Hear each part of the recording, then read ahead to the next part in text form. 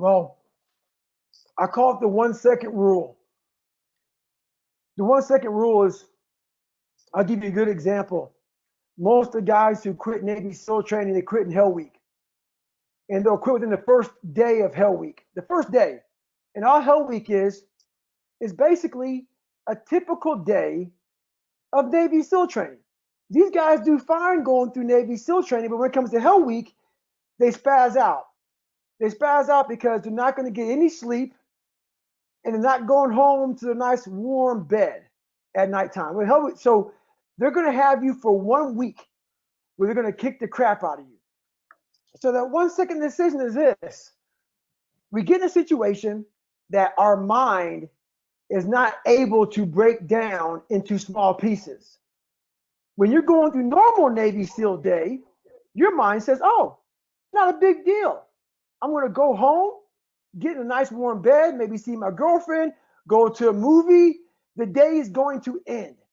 Your mind can comprehend that and can comprehend the fact that today is going to end and I have something to look forward to. What Navy SEAL Hell Week is you have nothing to look forward to for a long time. You're suffering and you're suffering and you're suffering and you're suffering even more. And it's only 48 hours. And then you're going to suffer for another 100 hours after that. So your mind is already in this spastic mode. The spastic mode is, I have to get the hell out of here. It's your fight or flight, and usually it's flight. So to answer your question, the 1 second decision is what gets most of us is they get in this situation where, like in Hell Week, they put you out in that cold water for the first hour of 130 hours. These guys are the coldest they've ever been, and their mind is thinking, I have to be this cold for another 129 hours. They can't break that down. They're not going home. They're not going to warm up.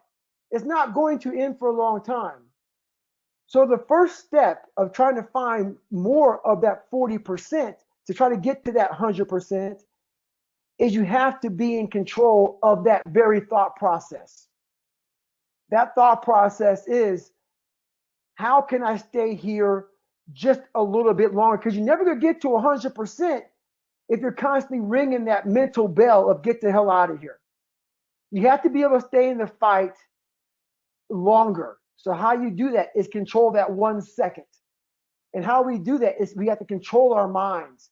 Get control back. When our mind's starting to spaz out, find a way to not think about 130 hours or whatever your task may be. Like I've run 205 miles at one time in 39 hours.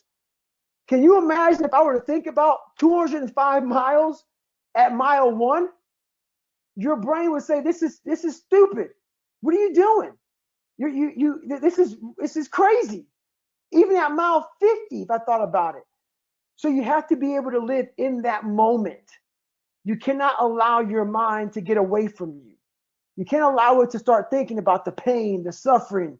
Worry about that. It is coming, whether it be mental or physical pain. This isn't just about working. I'm not saying run 205 miles. I'm not saying go through Hell Week. I'm not saying be a SEAL. I am saying be your best. If your best is or a computer person, whatever it is, be your best means you have to be in that moment. Don't allow your mind to start going away from that moment. Because when it does, your mind is the most powerful thing that we have. It will win. It will get away from you. It will trick you into thinking you're not good enough. You shouldn't be here.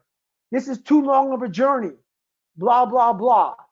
But if you can stay in the moment, control your thought process, control what you're saying to yourself, you can slowly inch forward. And that's just the first tool of many in the 40%.